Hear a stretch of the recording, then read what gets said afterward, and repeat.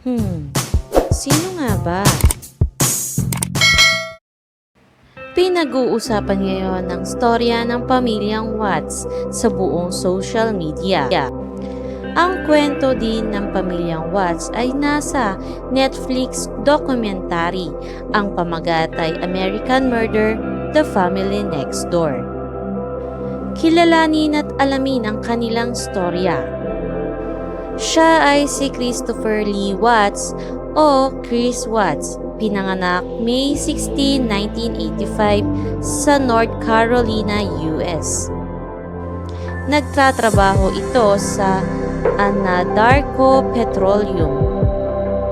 Siya naman si Shannon Catherine Watts, asawa ni Chris Watts.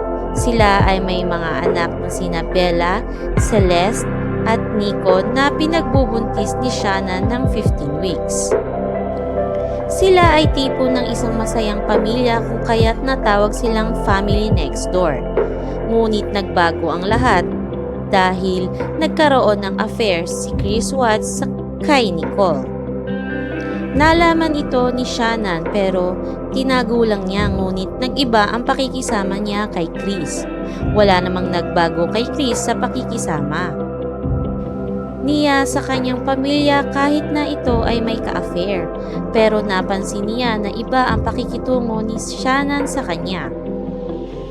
Pinag-isipan ni Chris nang hindi maganda si Shannon dahil ito ay umuwi ng 2 a.m. galing sa isang business meeting. Dito na nagsimula ang krimen sa pamilyang Watts. Napatay ni Chris si Shannon kaya binalot nito sa blanket na nakita nila Bella at Celeste. Tinanong pa ni Bella ang ama kung okay lang ba daw ang mama niya. Sumagot naman si Chris na oo, okay lang siya.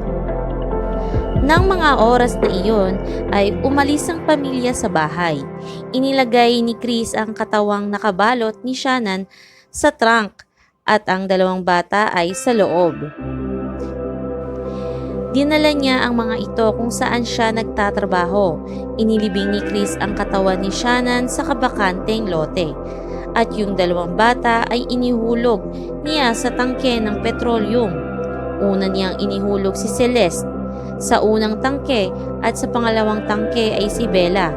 Bago ito ihulog ay may sinabi si Bella na, "Daddy, no," na paulit-ulit niyang naririnig. Inimbisigahan si Chris Watts ng mga pulis at ipinatingin din siya sa isang psychologist at doon nalaman ang lahat. Siya ay nahatulan ng 5 counts of first-degree murder, unlawful termination of a pregnancy, and 3 counts of tampering with a deceased human body. Siya ay makukulong ng 5 life sentences without the possibility of parole plus 84 years. Ang video na inyong mapapanood ay trial sa korte ni Chris Watts. Panoorin natin lahat. Good morning, Mr. Ruzek. Good morning.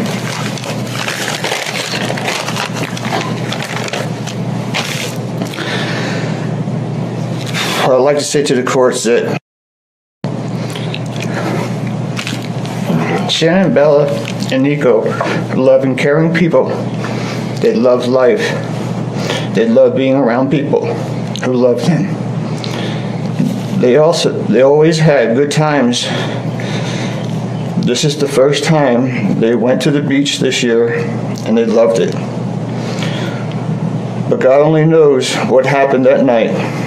Life will never be the same without Shannon, Bella, and Celeste and Nico. Had all their lives to live. They were taken by a heartless one. This is the heartless one, the evil monster, who dare you take the lives of my daughters Shannon, Bella, Celeste, and Nico. I trusted you to take care of them, not kill them.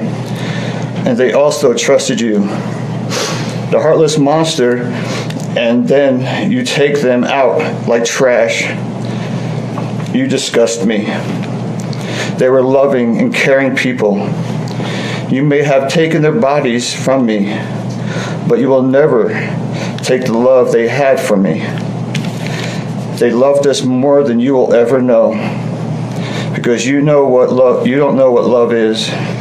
Because if you did, you would not have killed them. You monster. Thought you would get away with this. I don't know how. The cameras do not lie. You carry them out like trash of the house. Yes, I seen the videotape. You buried my daughter Shannon and Nico in a shallow grave, and then you put Bella and Celeste in huge containers of crude oil. You heartless monster. You have to live with this vision every day of your life, and I hope you see that every time you close your eyes at night. Oh, I forgot. You have no heart or feelings or love. Let me tell you something. I will think of them every day of my life, and I love them every day of my life. Prison is too good for you. This is hard to say, but may God have mercy on your soul. I hope you enjoy your new life. It's nothing like the one you had out here. May the courts have no mercy on you. It's hard every day. It hurts in so many ways. I have heard people say that you're not a monster. No, you are not. You're an evil monster. Thank you. Love you, Shannon, Bella, and Nico. Love you, Pop-Up and Dad. And one other thing. And Shannon says she is super excited for justice today. Thank you, Your Honor.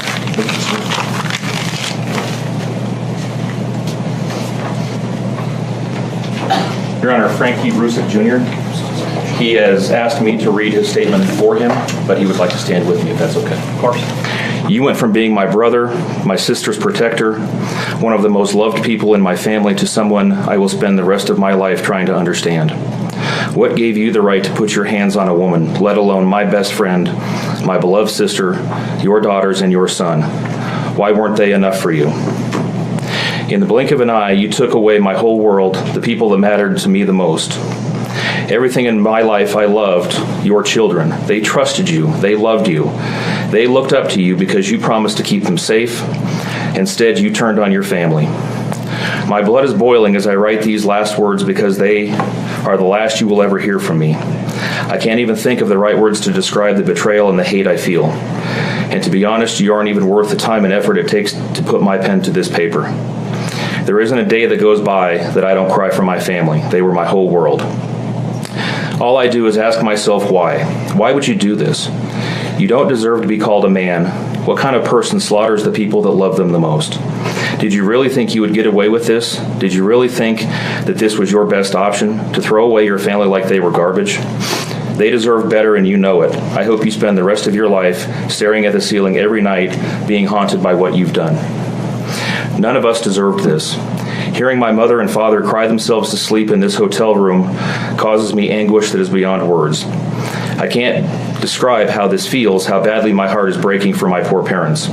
We trusted you. You have taken away my family from this earth, but you can never take them from my heart. You took away my privilege of being an uncle to the most precious little girls I've ever known. I will never hear the words Uncle Frankie again, but you will never be called Dad again either. You'll never be able to put your hands on another woman, let alone my best friend, my beloved sister, and your son. I just can't comprehend how they weren't enough for you. Shanann, Bella, and Cece loved you more than anyone. You were their hero. How could you destroy the people who loved them the most? I pray that you never have a moment's peace or a good night's rest in the cage you'll spend every day of your life in. A cage you are privileged to live in because my family isn't evil like you. We begged the district attorney to spare your life because despite everything, we believe that no one has the right to take the life of another, even someone like you. I feel sorry for your family. I know the pain that they must feel knowing that they can't hug you, because that's how my mother, father, and I feel every time we cry for our family. Nothing hurts more than watching or hearing my family weep for their loved ones. I just wish that I could tell that you would tell the truth, but I know that that is asking for more than you are capable of. I stayed up all night writing this statement. I don't sleep because of you. My life will never be the same because of you, but at least my conscience is clear. I get to live free, but I can't say the same for you. I haven't slept in 2 days because I've been anxiously waiting for this moment, the moment I get to tell you how I feel. how this has affected my family and I. My family and I can finally grieve after today. If anything, we will come out of this stronger today than we were before, and we will continue to pray for your family. Sincerely, Frankie Rusick. My name is Sandra Rusak, Shannon's mother. I wanted to say thank you for this moment. I want to take a moment to thank everyone who has prayed for our beloved family, who has sent gifts, cards to us from all over the world. I know God will put the evil people where they need to be. I also want to take the time to thank the town of Frederick, Greeley, FBI, the DA's office, the CBI, for exceptional work. We thank Nicole Atkinson, Shannon's neighbor, Nathan, and his family. To me, they're our heroes. They really are. God bless. God makes no mistakes on who he puts in your life. Marriage is about love, trust, and friendship and unity. We marry for sickness and health, to death do us part. Our daughter Shannon loved you with all of her heart. Your children loved you to the moon and back. Shannon's family was her world. Shannon put a crown on your head. But unfortunately, the day that you took their life, God removed that crown. We loved you like a son. We trusted you. Your faithful wife trusted you. Your children adored you, and they also trusted you. Your daughter Bella Marie sang a song proudly. I don't know if you got to see it, but it was Daddy, You're My Hero. I have no idea who gave you the right to take their lives.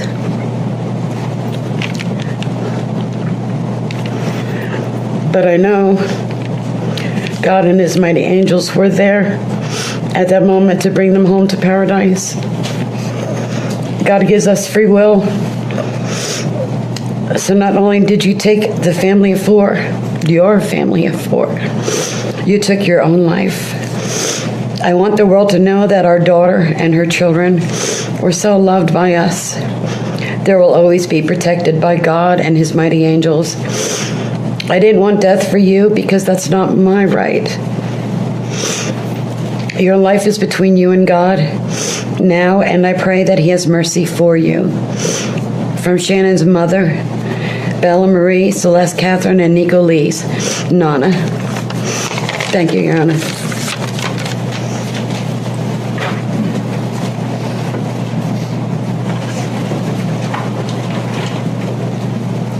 Your Honor, that's all the witnesses that I had intended on calling, and I know that the court addressed this during the procedural posture. I am aware that Mr. and Mrs. Watts would also like to address the court. I would certainly invite the court, if you want, at this point to call upon them, or we can certainly do it after any evidence that the defense has as well. Sure. Does Cindy or Ronnie Watts wish to make a statement on the victim's rights amendment?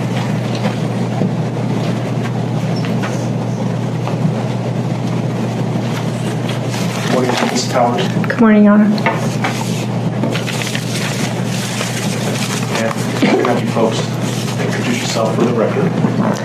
I'm Cindy Watts. Ronnie Watts. Thank you. I have authorized you to make a statement to the court as paternal grandparents of the children.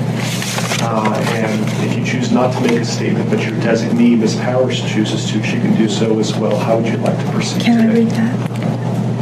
Yeah, do you want me to start? I want you to start, but I would like to read Who's going to that. be speaking today? Your Honor, initially, they've asked me, and they're hoping that they have the strength to speak, but if they do not, they've written out their statements and asked me to finish for them. So That would be fine. Who would like to go first? if I could start, Your Honor. On behalf of the Watts, Your Honor, and to the community, we thank you for the opportunity and the recognition under the Victim Bill of Rights. We come today as the grandparents and the parent of the daughter and children whose life was taken in this case. We are not here to ask for leniency. We are not in any way condoning or tolerating the crime that has occurred and the pain that has been caused. We join in our daughter-in-law and grandchildren's family in saying this should never have happened. This is not condonable. This is something that we will never get over. We appreciate the consideration that everyone has paid, most especially the families that have lost everyone. We appreciate that they begged for Christopher's life. We agree and echo what they have said, that it is not his place to take anyone's life, nor would it be our place as a community to take his life. So we thank you for the opportunity and for every consideration and effort that's been put out. The prosecution in this case has in fact respected the Victim Bill of Rights. They took the time to explain that the information that my clients had at the time that they were interviewed was not correct. They were misinformed. They were searching for answers. They were not intending to cause any pain to anyone, and they appreciate that the prosecution answered their questions and gave them the time and the respect and the consideration so that they could tell this court and everyone in this community that the interview content was not their message, that they accept that their son has done this, that they accept that he chose to plead guilty, that he sought and requested their consent and agreement for a life sentence. They appreciate that he is given the opportunity to serve that life sentence. It is his responsibility, it is his sentence, and it is not enough to make up for what has done. We understand and we join the family in that we have questions. We don't know how such a thing could possibly happen, or that a man that was responsible for raising his children and protecting his wife would take the steps that he did, and that he would disregard their bodies and the love that he had for them and they had for him and everyone else, and take the gestures and put this community through the investigation and the discovery and the responsibility of bringing justice. We do not understand that. We do not think it was appropriate. We cannot begin to think that an explanation will ever justify it. My clients indicate that they understand that a full opportunity for a confession with all of the responsibility and accountability has not occurred. And they support the family and the request that that happen, if not today, at an appropriate time, in an appropriate manner, so that everyone can have peace, to understand to the best of their ability the details that they need and to have their questions answered. And by giving this opportunity of a life sentence, we hope that he embraces that moment. That had the death penalty been pursued, there would not have been an opportunity to be accountable and to give a full confession. And had the death penalty been sought, counsel would have fought for his life, the prosecutors would have been engaged in a multiple-year battle, the families would have been torn apart, this community would have had to subsidize it and endure it, and we have so much respect and gratefulness that that did not happen. We would strongly encourage Christopher Watts to give that full confession in the tone and in the timing that he thinks is appropriate with the guidance of his counsel. We feel that it would be appropriate and helpful to ease the pain and the suffering. But we also say we don't think that there's anything that he can say that will ever account for his behavior. There's nothing that can be done to cure the harm he has caused. And he has the responsibility to serve his sentence with dignity and with regard for everyone, and to spend every breath that he has left in an atonement for what he has done. Do you want to read it? Yes. State your name for the record. Cindy Watts. Thank you. My name is Cindy Watts. I am the grandmother of two beautiful granddaughters, Bella Marie, Celeste Catherine Watts. I am also the mother of Christopher Watts, who I will be directing most of my statement to. First, I'd like to begin by recognizing the absolute horror of this crime and acknowledging the devastating loss that both the Rusek family as well as our family have faced. Our families have been irreparably broken by the needless deaths of Shanann, Bella, Cece, and Nico. This is something we will never get over. We will always mourn the loss of our family, and in that, we are united in our grief. I am still struggling to understand how and why this tragedy occurred. I may never be able to understand and accept it, but I pray for peace and healing for all of us. Now to my son, Christopher. I have known you since the day you were born into this world. I have watched you grow from a quiet and sweet, curious child who Bella reminded me so much of, to a young man who worked hard in sports and later mechanics to achieve your goals. You are a good friend, brother, father, and son. We have loved you from the beginning, and we still love you now. This might be hard for some to understand, how I can sit here under these circumstances and tell you, although we are heartbroken, although we can't imagine what could have led us to this day, but we love you. Maybe you can't believe it either. As the Lord said in Jeremiah 3:31, I have loved you with an everlasting love. Therefore, I have continued my faithfulness to you. And you, as your mother, Chris, I have always loved you, and I still do. I hate what has happened. Your father and sister and I are struggling to understand why. But we will remain faithful as your family, just as God remains faithful because of his unconditional love for us all. We love you, and we forgive you, son.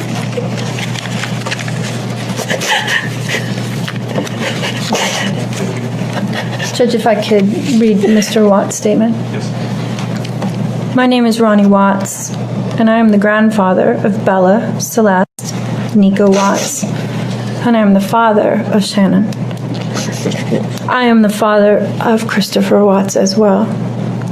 And one of the most important things I've done in my life is to raise my children and to watch as they started their own families. I spent many years coaching Little League and talking to my son, taking him to the races, and sharing my love and knowledge of cars with him.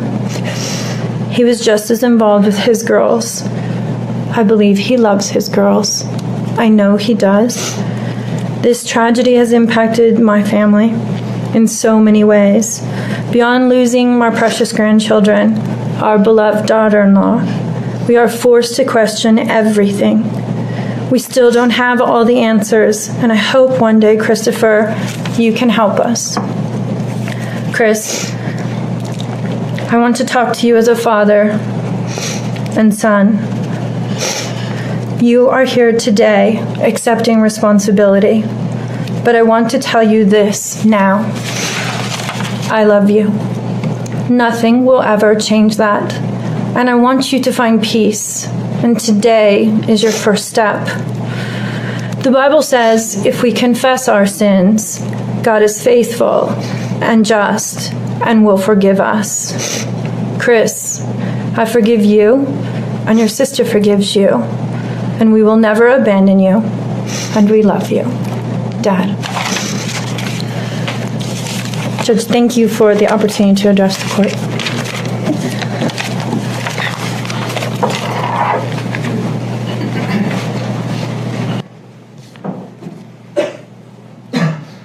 Your Honor, there are no words to adequately describe the unimaginable Is the despicable act of disposing of the bodies in the manner in which they were done in this case. I've been a judicial officer now for starting my 17th year, and I could objectively say that this is perhaps the most inhumane and vicious crime that I have handled out of the thousands of cases that I have seen. And nothing less than a maximum sentence would be appropriate, and anything less than the maximum sentence would depreciate the seriousness of this offense. So the court is going to sentence Mr. Watts as follows. With regard to count number 1, murder in the first degree as it relates to Shanann Watts, the court is going to sentence you, sir, to a life sentence in the Colorado Department of Corrections, followed with no possibility of parole. And that is going to run consecutively to all but counts 3 and 4. With regard to count 2, as it relates to murder in the first degree with Bella, the court is going to sentence you to life in the Colorado Department of Corrections with no possibility of parole. With regard to count number 3, the court is going to sentence you as it relates to Celeste to life in the Colorado Department of Corrections with no possibility of parole. With regard to counts 4 and 5 relating to Bella and Celeste as a different theory of first-degree murder, the court is going to sentence you to life in the Colorado Department of Corrections, and legally those sentences must run concurrently as a different theory of first-degree murder. Recognizing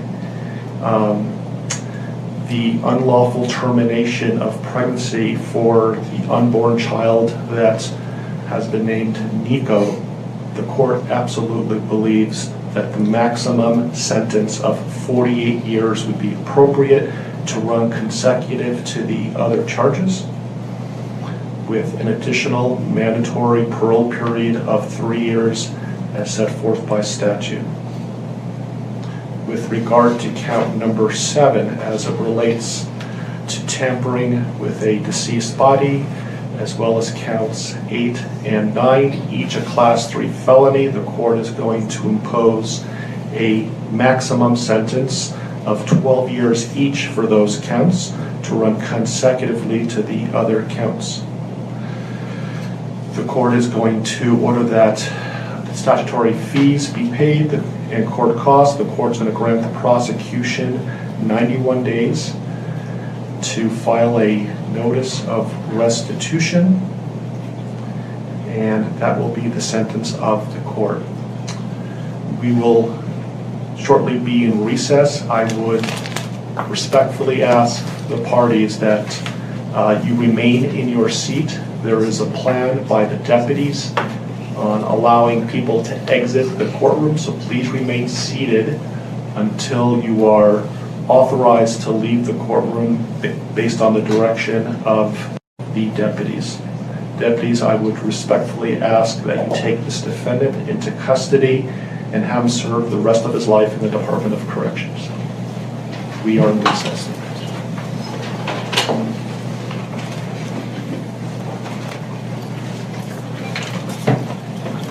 Please rise. Come here.